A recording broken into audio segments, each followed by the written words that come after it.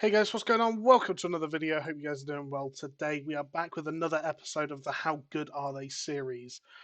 This time we're looking at Devastation Evoker. Many of you know Devastation Evoker is WoW's newest DPS spec with a heavy burst-centric playstyle utilizing their mastery.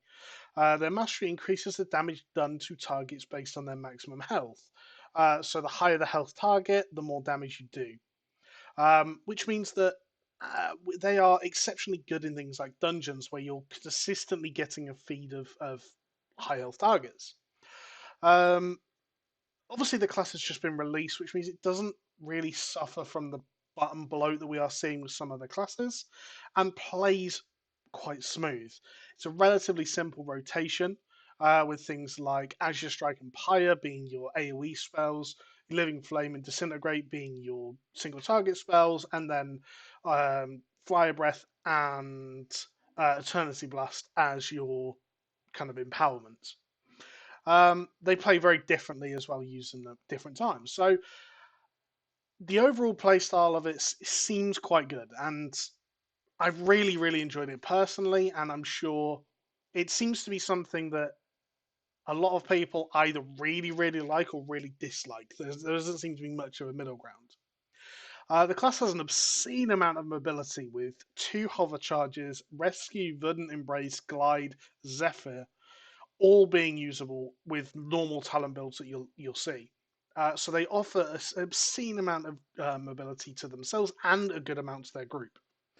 They have limited defensives, with Obsidian Scales being a 30% damage reduction for 12 seconds, with 2 charges and a 1.5 minute cooldown recharge rate, and Renewing Blaze, which heals 100% of the damage taken over 8 seconds for 8 seconds on a 1 minute cooldown. This means that Evoker's actually not too bad at being able to recover health.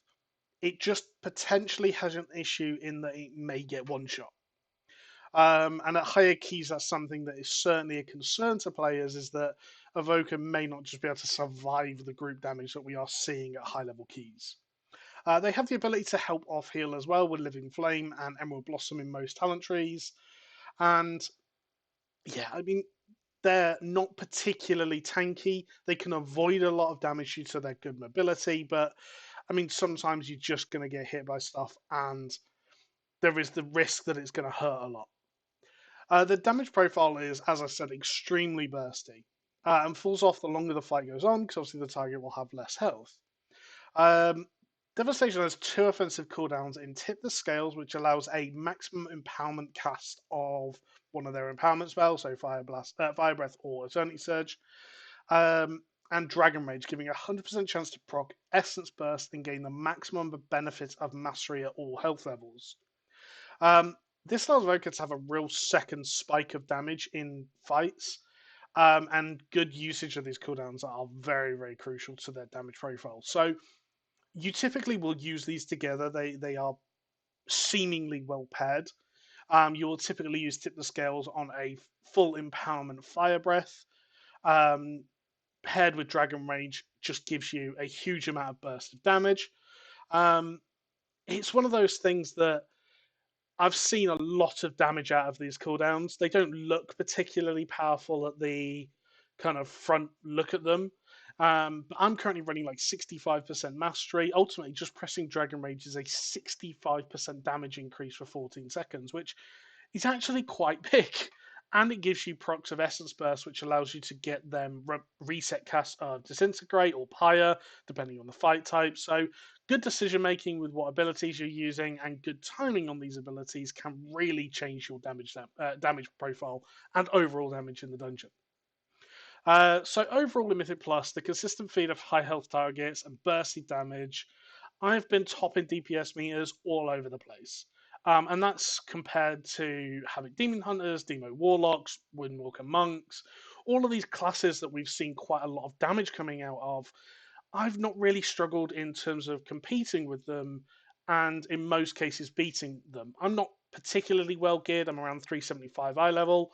Um, and I've not really struggled. However, we are still in M0s, which means that we've got a lot of mobs that have little to no health, which means I can burst really high and sustain that burst on each pack. As the fights get longer and the keys get higher and the mob health gets higher, I would expect that classes with these consistently high damage numbers, like a Havoc Demon Hunter, like a Windwalker Monk, will continue to shine, whereas Devastation will start to fall off a little bit. For fun factor, it's a relatively simple class, and like I was saying before, it seems to be a little bit like Marmite. Either you really like this spec or you really don't like it.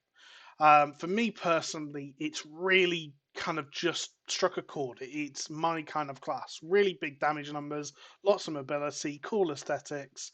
It just works for me. Um, I will be trying to make it work in all kinds of content, raid, PvP, and M+, and I genuinely think it has the capability of doing that. I also think it's going to be a big pug key stomper. Obviously, being quite high damage, burst damage means that you're going to be able to clear those packs quite quickly.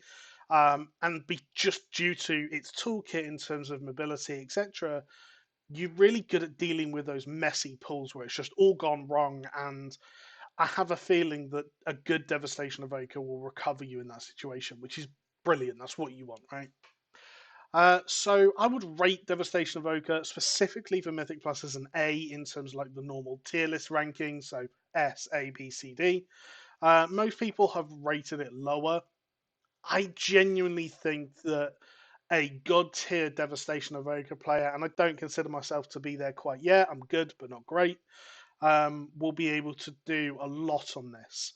They also bring a 1 minute cooldown stun, 4 second stun in Deep Breath that also does quite substantial damage, and Bloodlust, as well as minor utility in a knock up and knock back with their Drakthir passive abilities.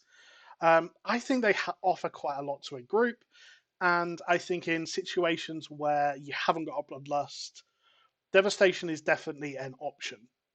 Um, so I think it's good. So guys, interested to know what you guys think of this. One, do you like the series? How good are they series? Again, Preservation Evoker and other classes will be coming soon. But two, what do you think of Devastation Evoker? Is it something you've played? Did you enjoy it? Did you find it boring? Did you really, really enjoy it? Enjoy the damage profile? Look and see and read all those comments. So, guys, hope you guys have enjoyed. Thanks for watching and catch you later. Goodbye.